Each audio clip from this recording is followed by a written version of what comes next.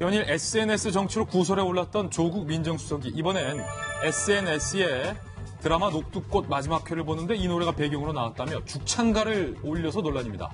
80년대에 많이 불렸던 죽창가, 일본에 맞서 의병을 일으킨 동학 농민운동을 기린 노래로 고 김남주 시인이 쓴 시에 곡을 붙여 불린 곳. 하필 이 시점에 일본과 최악의 갈등을 겪고 있는 이 시점에 조 수석이 반일 색채의 죽창가를 올린 것에 대해서 부적절한 처신이란 비판이 잇따르고 있습니다.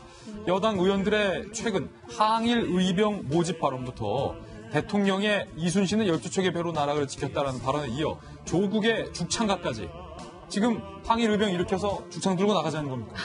청와대 이 같은 일본에 맞선 이딴 결속 메시지와 대일 발언에 우려를 나타내는 목소리가 높은데 이에 유승민 의원이 한일 갈등을 두고 이 같은 글을 남겼습니다.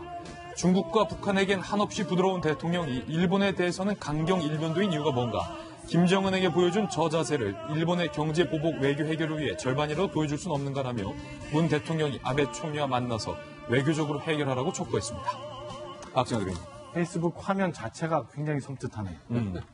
우리 사회 모두가 다 지금 한일 문제에 있어서 굉장히 냉정하고 자제하자라고 하고 잘 대처하자라고 하고 있는데 오히려 그 청와대 민정수석이 그다음에 혹은 뭐 중진 의원이 대통령이 너무 국민들 감정에 호소하는 듯한 저런 말씀들을 하는 거에 대해서 안타깝게 생각하는데요.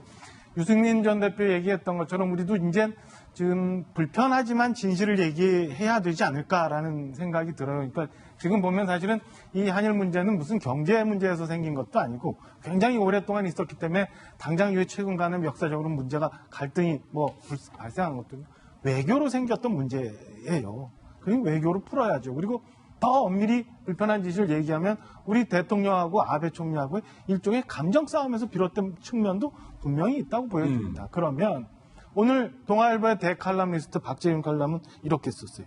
외교를 내치로 말아먹으면 안 된다라고 그랬고요.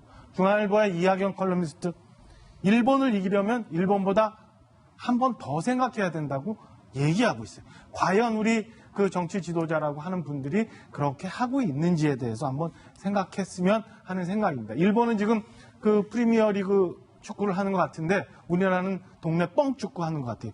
며칠 전에 김현종 안보 2차장이 미국을 갔다 왔습니다만은 지난번 하노이 북미 회담이 잘못됐을 때 김현종 차장 그때도 갔다 와서 한 게 다 잘 됐다고 공항에서 얘기했는데 결국 한 건 8초 회담이었어요. 이번에도 돌아오면서 다 잘 됐다고 나만 믿어라라고 얘기하고 있는데 과연 결과는 어떻게 될는지 한번 봤으면 좋겠어요.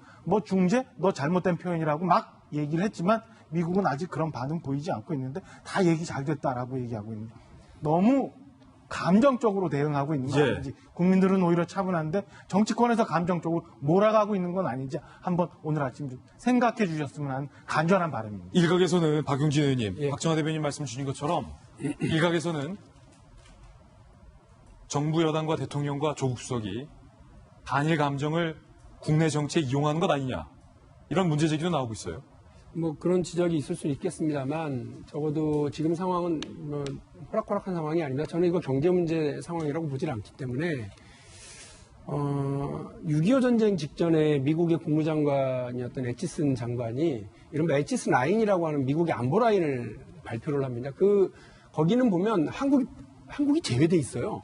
대한민국이 제외돼 있고 일본 중심으로 이렇게 동북아시아 국방질서가 안보 라인이 정해지는데 지금 혹시 일본과 혹은 미국의 의도는 모르겠습니다만 일본은 분명히 이른바 경제 애치슨 라인 그래서 새로운 안보 라인을 좀 만들려고 저렇게 하는 것 같다는 생각이거든요. 우리는 그러면 그림을 더 크게 그려야죠.